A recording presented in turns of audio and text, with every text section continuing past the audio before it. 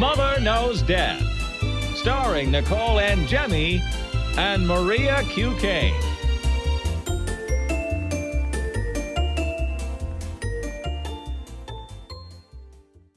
Hi, everyone. Welcome to Mother Knows Death. On today's episode, we are going to be talking about an actress who had a medical condition that lots of people have, particularly women who suffer with. It is not very serious, but it could be described as torture.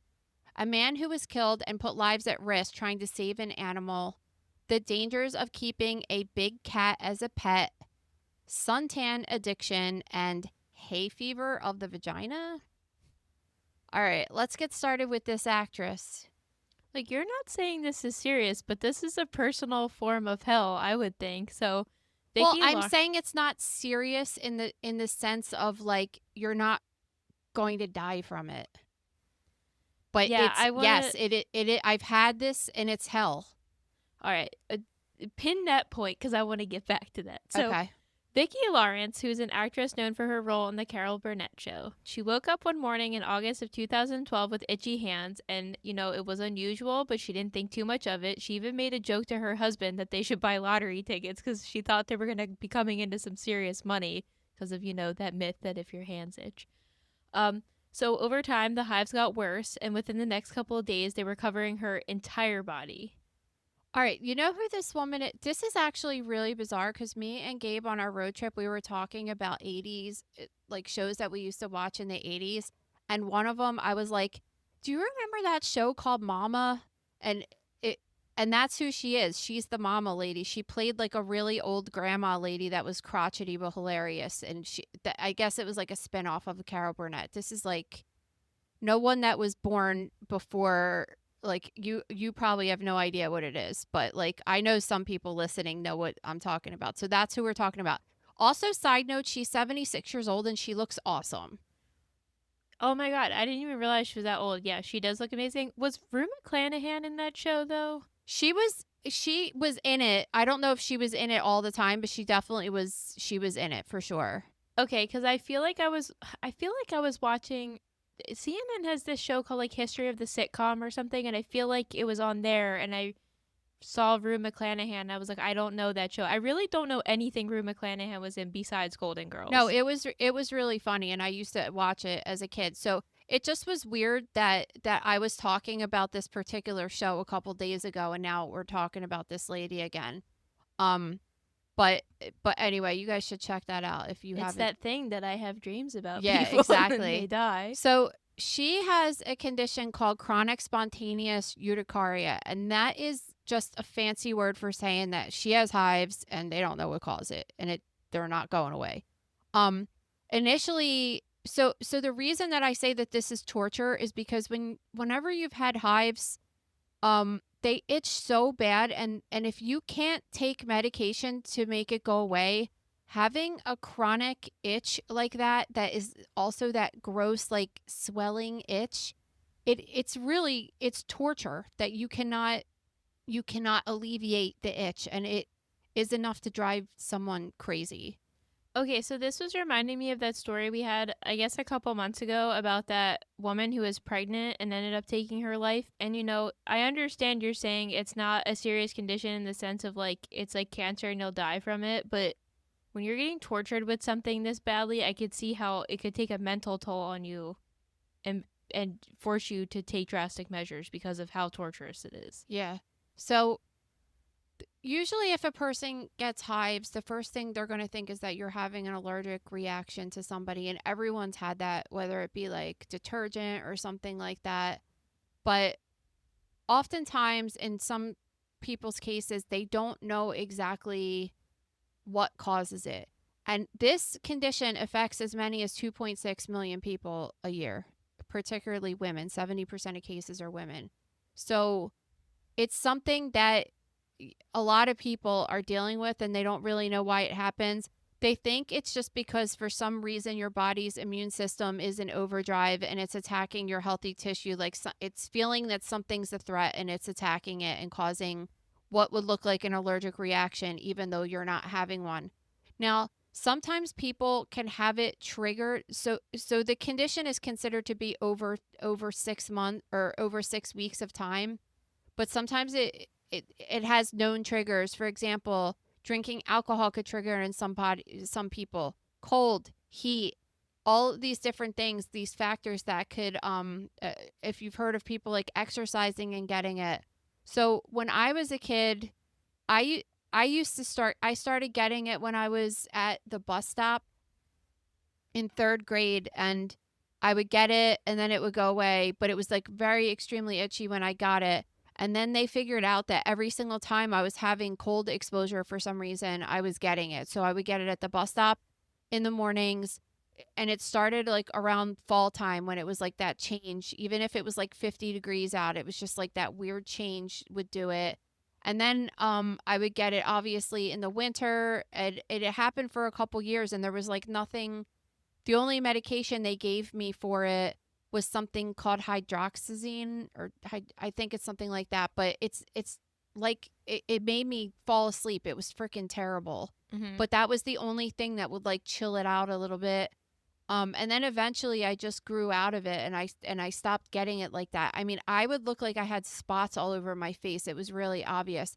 And sometimes now if I have cold exposure and stuff, I definitely have like the weird Raynaud's thing happening, and but I rarely get spots like that I used to.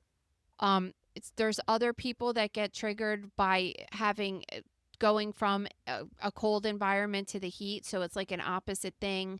Sometimes sweating causes it, and then just like an emotionally stressful time in someone's life could also cause it. So it fortunately for her, they gave her some medications over a period of time, and eventually it went away. But the initial time that she had the reaction, they gave her steroids and they gave her Benadryl and stuff, and like nothing made it go away. And I just would say that that's similar when I had the polymorphic light eruption that one time when I was exposed to the sunlight, and I got that itching all over my body, and like I got oral steroids, steroid cream, like nothing made it go away, and it was so miserable. Like I can't tell you that I would rather be in physical pain than have to deal with that again. It just was the most terrible thing ever. No, I understand, and I've had nothing even kind of close to that, but even when I have a lot of bug bites at one time that won't go away, it's torturous. I don't know how, people go on Naked and Afraid, for example, and they get bug bites all over their body. Like, I'd be out immediately. I couldn't deal with something like that. Yeah, it really is. It really is terrible. So it's cool that she was talking about it though. All right, so this happened pretty close to where we were on our trip on Interstate 95, which is the main route that we take all the way from New Jersey down to Florida. So Yeah, a 77-year-old man was trying to save a turtle in the middle of the highway and ended up getting hit by a car and died. So the car that hit him did see him and tried to slow down, but the person behind her did not see her slowing down, rammed into the back of her car, which rammed her into the guy. this is like I just the only thing I could think is that this guy is in his late 70s and having some kind of dementia. There's no person in their right mind that would ever get out of the car on 95 and try to help a turtle. Yeah, I mean, obviously, this is like something a really good person would try to do, but to risk your own life, I mean, 95 is one of the busiest roads in the entire country. Yeah. And it was the middle of the afternoon. I mean, busiest time. Yeah, it was like 4:30 at night, like a rush hour time. It's just the dumbest thing ever. I mean, obviously he got killed, but then it's like now you have a person who killed a person, which even though it isn't their fault, like you still have that weighing on your mind. That person, I mean, that person hit the guy and then hit the side of the road or the fence on the side or the barrier. So that person might have severe injuries that might be lifelong. The other person that hit them might have severe injuries.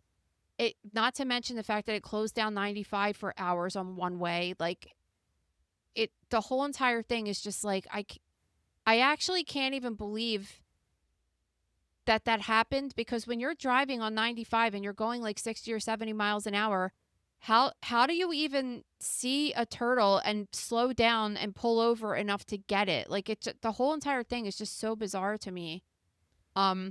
It is And weird. they never it's- say, did the turtle survive? I don't No, even the know. turtle did not survive. Jesus Christ. So the turtle died, the guy dies. I'm thinking like exactly like you're saying, you're going so fast. So I assume he sees it and pulls up and then walks back Oh my God. along the side of the road, which is dangerous in itself, and then starts walking in the middle of the highway. I mean, it is just not smart to do something like this at all. They even say when you're driving, if an animal runs in front of you, You should just hit it. you should shouldn't just even- hit it. Yeah. Because you're risking your life at that point. And it's like, I know everybody wants to do the right thing and not try to kill the animal, but like, you're a human and your life's pretty important. So like, you can't risk your life to save something like that. Oh my God. It's like, just really you know, sad. just being on a road trip for so many days, it's like you just see all of these habits that people do that you're just like, especially when you have a tire that's off and like people are just in the side, like let's say it's on the driver's side and they're like in the freaking lane changing the tire, and you're just like, dude, this is how people get killed all the time. Actually, when we were driving there, this is just in New Jersey, like we were seriously 10 minutes into our trip. We didn't even cross the Delaware Bridge yet. Like we were in New Jersey still, right? On the side of the road was a big tractor trailer parked, like that had pulled over into the shoulder. Some person was driving an SUV that said school bus on the back of it. It was like not an SUV, like a minivan, and literally went underneath of the truck like Jane Mansfield style, slammed into the back of a truck that was in the shoulder. But like, why was that person? It's because people are on their phones. That's the problem, right? Yeah, So and the even car, when you're not on your phone, you're even like, let's just say you even check it at a light, you're so checked out by the time you start Yeah. going back and you're driving. or if you just like it's not even checking your phone. Like everybody's car, like I always bitch about this with my car. Like it's so freaking complicated to turn the air conditioning on and like fiddle with the radio and everything. Like your eyes are off 1 second, so this person totally slams into the back of this tractor trailer, and we drive by when the cops had just arrived, and there's white sheets, which means someone's dead. I looked it up, the person died.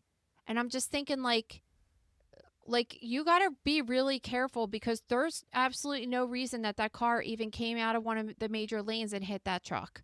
So it's like, even if you pull over and you're trying to do the safest thing ever, that's still not even going to guarantee that you're going to be safe. But certainly you shouldn't be anywhere near the driving lane, your body. Like, No. oh my God. And you see so many people doing it, and you're just like, what the hell are people thinking, really? They're just not.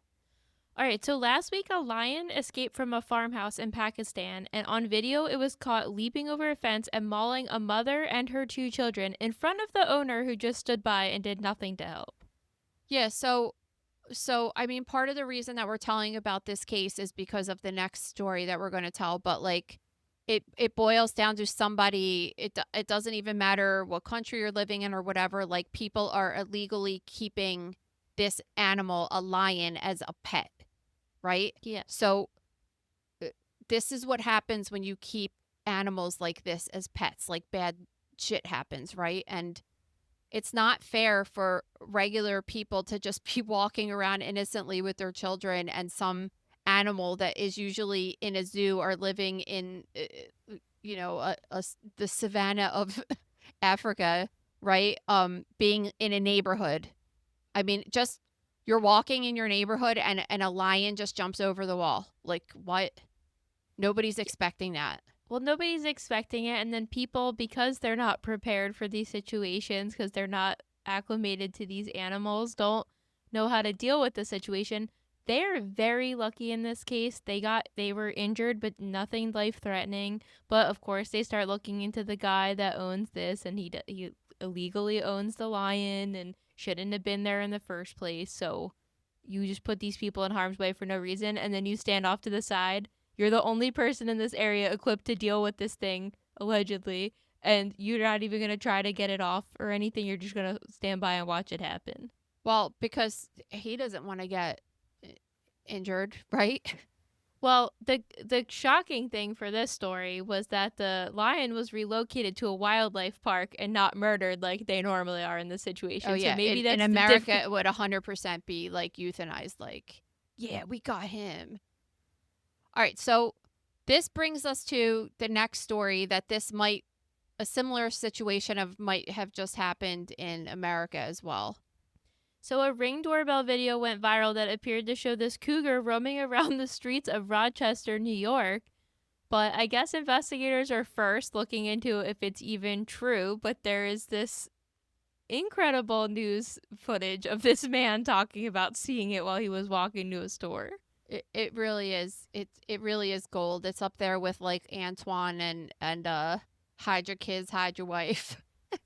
That was like the all-time best news clip, but this guy was like, "Yeah, it said roar." And he's like walking around carrying a baseball bat. Listen, I don't blame him because like if you're outside and you see an animal like that, I never want to see a big cat walking around my neighborhood. I'm sorry. Like I don't even want to see a dog that's not on a leash because I'm scared it's going to attack me. Like I do not want to think about some weirdo that decided to have this thing as a pet and now it's in my neighborhood.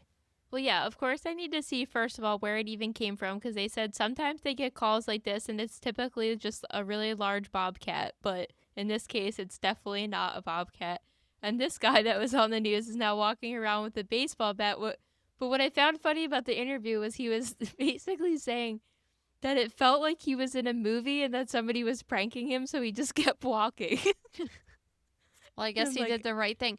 Well, so experts have looked at the video and said that the cat seems to be a mountain lion. It has a J shaped tail that's a long tubular tail with a hook on the end of it. And they were saying that this animal is about 150 pounds with sharp claws, large teeth, and could really hurt or kill a person. And they said that animals aren't around those parts in New York and that it's highly probable that it's a pet that someone had that got too big that they weren't able to take care of anymore. did nobody watch Tiger King? I mean, we see how horrible that went. And Carol Baskin and all those people. Actually, remember the other guy that was like the steampunky guy, the Doc Antle? He just went to jail. For what? I think I mean, something along the lines of illegally owning animals, fraud. I just don't understand. Like I see all of these videos of people. I feel like it's in Russia or something that I've seen a bunch of these people that just have wild cats like living in their house. And I understand if you get one as a baby and it probably is possible obviously for them to be a little bit more docile and be used to being handled by humans and stuff. But like why?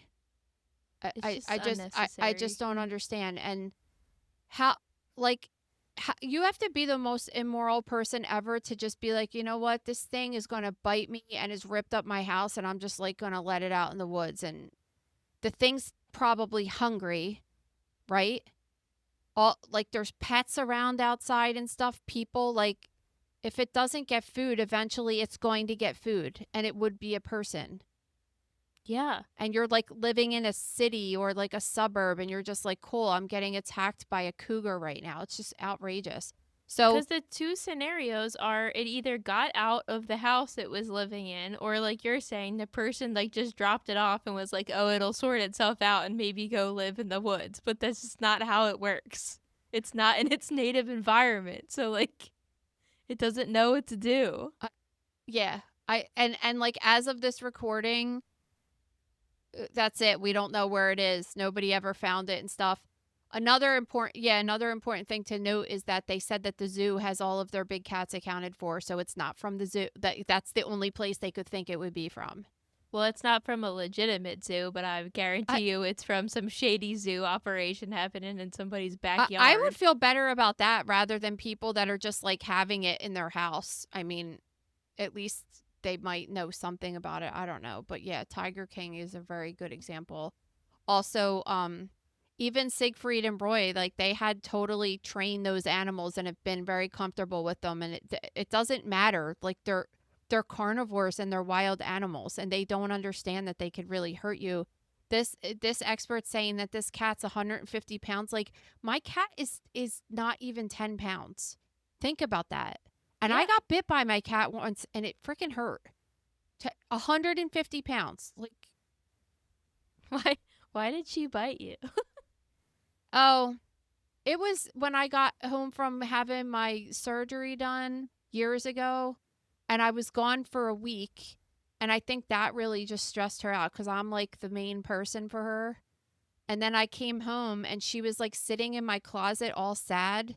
And then I did the typical thing downstairs of trying to feed her and stuff, and she wouldn't eat. So then I went upstairs and I tried to like get her to get up to bring her downstairs to eat, and she bit my hand. That was like the She only time she ever did anything like that. She was just so emo because I left her. she does get so salty when you guys go away. Yeah, she really does. It's funny. Even when I went to feed her the other day, she like stares at you like a stalker in the corner while you're like feeding her food or putting the food in her bowl, and you're like, okay. Well, when we went on the cruise, Rita said she didn't come downstairs once the entire time, every single time she came in the house. She's She like, does the food's gone, so I know she's here, but she won't even look at me. And then this time though, she said she stood at the top of the steps and was just staring at her. I look for her when I go there because I just want to make sure she didn't run outside. Yeah. But yeah, I mean, I totally understand because she does come down, but she's like real weird. It's Yeah. not the normal way she reacts or behaves, which is so weird. This episode is brought to you by The Gross Room. So, as we told you guys, we're working on a 2-part high-profile death dissection on that crazy story that is surrounded by the show called The Mortician, which is about the Lamb funeral people. Absolutely insane and well worth your read. The case, like I said, the case that we were just talking about reminded me of Siegfried and Roy. We did a high-profile or a celebrity death dissection on them a few years back. And in that case, if you remember, back in 2003, the tiger lunged at Roy's neck. So even though his official cause of death was COVID, he suffered from lifelong issues after that tiger attacking his neck. So that's a really good dissection. And they lived a really outrageous life too. So it's really interesting. We also have a good case this week showing how death investigators can tell if a body was moved or not after death. So check all that out and more. Head over to thegrossroom.com now. So this 19-year-old girl has come out to say that she's addicted to tanning in the most unusual way. Not only does she go in tanning beds at least 4 times a week, but she also gets tanning injections 5 times a week. I didn't know this existed. There has to be some kind of there definitely has to be some kind of addiction, because when you're just, especially like now in the summer when I'm walking around the boardwalk and stuff, it's like there's definitely people that you could tell like it's the summer and they're a little tan or they have a little glow. And then there's people that you look at, they're always young women too. And you're like, that doesn't look good. You look like a weird skin color. It doesn't look good at all. And what did you have to do to achieve that? Because that's nowhere near your natural skin color. No, and it's always just a very unnatural hue. And then you're looking at it and you're like, you know, their skin has, I see it on a lot of the housewives, their skin just has this like gross texture to it from the overusage of the beds and the exposure. Yeah, it looks leathery and it's to me, I just think it's like some kind of dysmorphia in a way, that you're not thinking that you're tan enough, and your body, that you're doing that over and over to make yourself darker. And even when you look at this woman that you're talking about in this particular article, she looks weird. Like to everyone else that looks, they're like thinking that she looks weird. Remember like Tan Mom and stuff, just that weird overly dark look. It just is so bizarre. Well, you almost feel bad because when I'm watching this video of her talk about it, she fully acknowledges that she's addicted to being tan and that she goes overboard and she wishes she never even started doing it.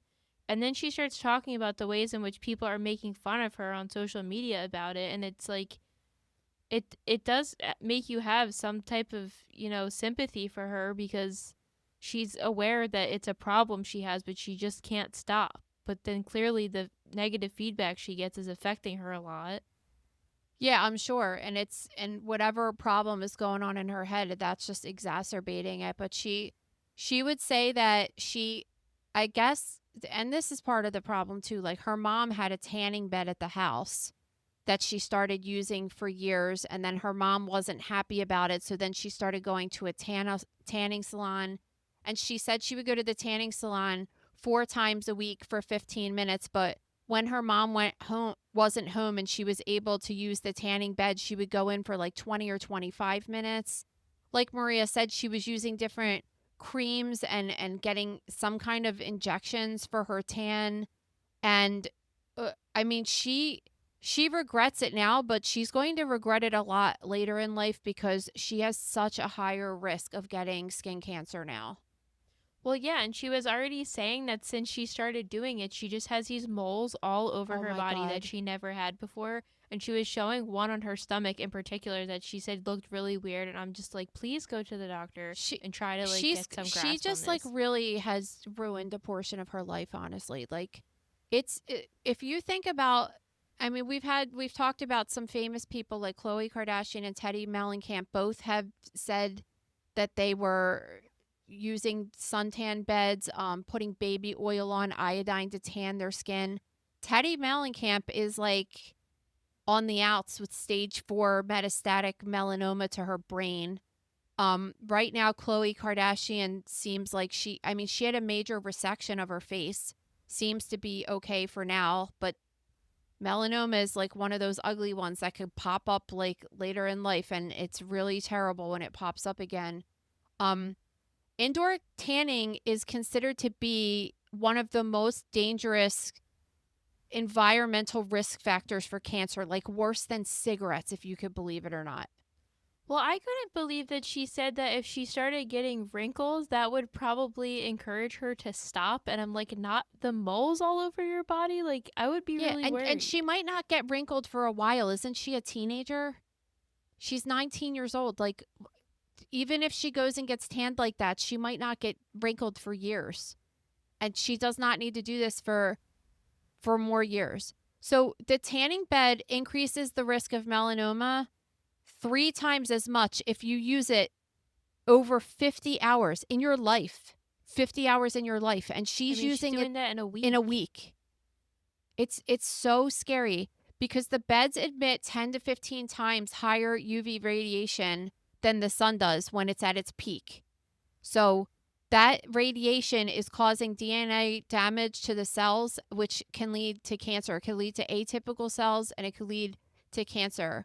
But they're saying that if you've had your first exposures to indoor tanning before the age of 35, it's associated with a 75% increased risk of skin cancer, particularly melanoma, which is the worst one. So, what about the tanning injections? Because I saw that she was saying that she saw a person on Facebook advertising them, and that's when she decided to get them. And a big question I have too is like, I know she has the tanning bed at her house, but she said she's also going to a salon and then she's getting these injections. Where is she getting all the money? Like, is she working a job to pay for it herself, or are her parents giving it to her? Because in my mind, she's saying it upsets her mom how much she's using the tanning bed, but if they are giving her the funds to do it, they're not really preventing her from doing it. Yeah, and like honestly, if I'm that kid's mom, I mean, I wouldn't have a tanning bed anyway, but like get rid of it. Your kid obviously has a problem. I mean, she's 19. She I had a job for like 3 or 4 years by the time I was 19. Like she could have her own money. I know, My kids have their own money from saving their allowance. Like I just feel like it's so expensive to go to a salon, and then these injections are so weird to me. I've never heard about them before. I hope she's not getting them through the person on Facebook, but like, what legitimate person would be offering something like this? so I was just looking this up on my phone. We talked about this before we started Mother Knows Death on iHeart. About a self tanning nasal spray. Do you remember that? Oh, yeah, yeah. And it was called melanotan, and it was a chemical that was a similar hormone to making melanin in the skin. And it had, I guess it was originally discovered to be an erectile dysfunction drug, but somehow it also darkens the skin. So people were using it as to give themselves a tan. I'm not the doctor that one of the doctors working on the drug injected it in himself and had a 2-hour erection. So it is injectable apparently. I don't know if he was injecting that or if she was injecting this or what. Is this in America? This case? No, it's in the UK. Yeah, so I don't know like what medications that they have available over there. Um, but all of that drug also increases your risk of getting melanoma. So I'm not exactly sure. Like she's just like really living an unhealthy life, and someone needs to intervene because it's really sad. So what you're saying is if you see a really tan man out there, he's potentially on a nasal spray for erectile dysfunction. Yeah, I don't think that that's here either, honestly. But It just seems irresponsible. I don't know. Like I feel bad because she acknowledges the problem, but she doesn't know how to get out of it. And it's a very unusual addiction to have. I mean, what do you even do for this? Does she go to rehab? Like, what can you do it's to the treat a same person? thing when you have a sex addiction or something like that. There's different therapies and ways around it, maybe medications. She's having a form of body dysmorphia for sure. Yeah. Just because you feel like that in general, like when not to say me or anybody else is like the person that makes the decision of who looks normal and who doesn't. It looks like she's hurting herself doing this. It's the same thing when you see people have crazy extreme plastic surgeries or body modifications in any kind of way. It's just along the same line. So however they would treat that. See, this would be a good question for Dr. Angie Arnold that we met this week, who Well, I love her. She's outrageous. we'll try to get her on. Yeah. All right. Explain this vaginal hay fever.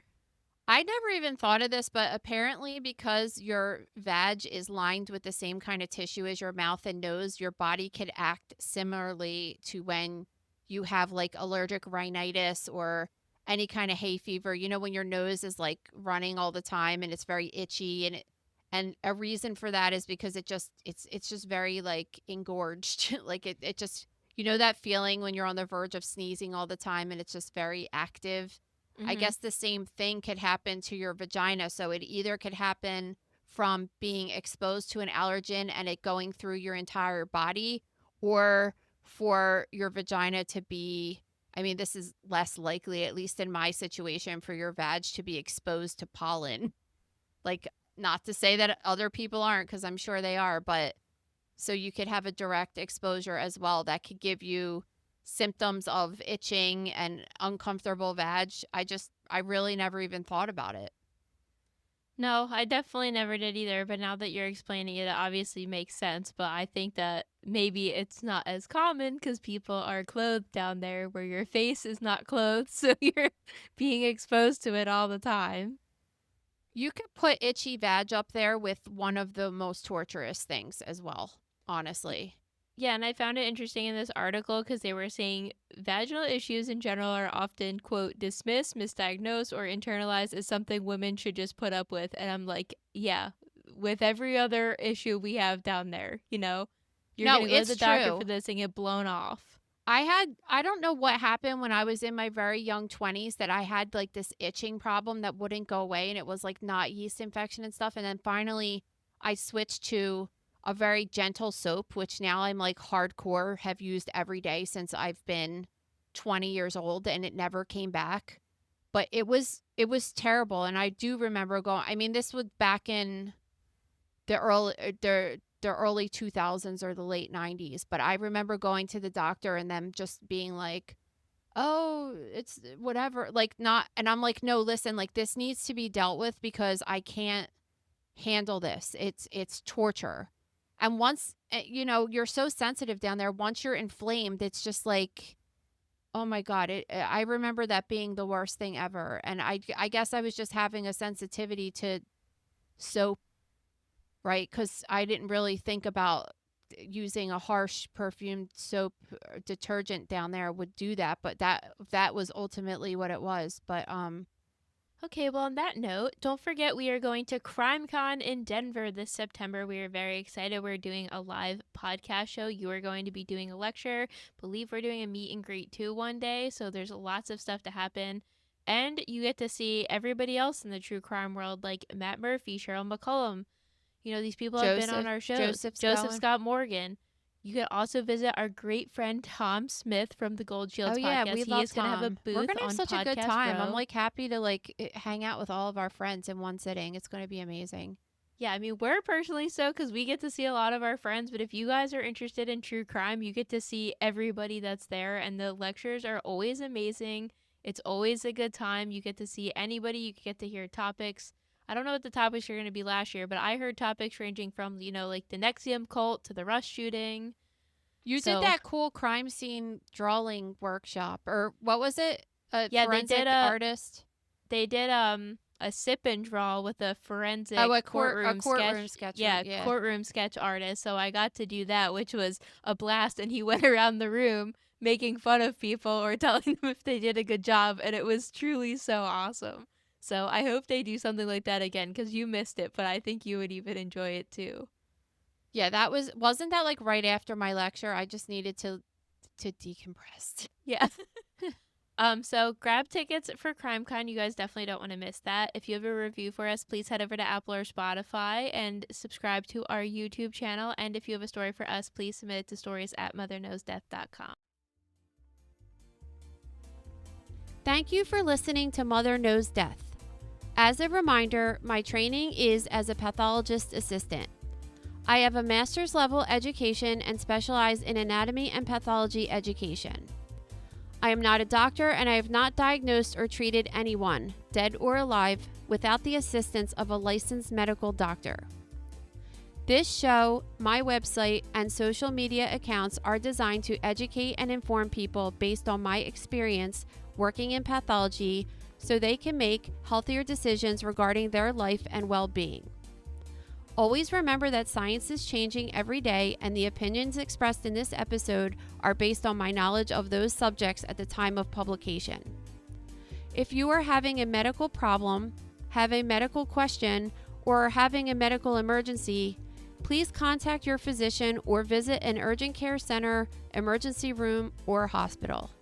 Please rate, review, and subscribe to Mother Knows Death on Apple, Spotify, YouTube, or anywhere you get podcasts. Thanks.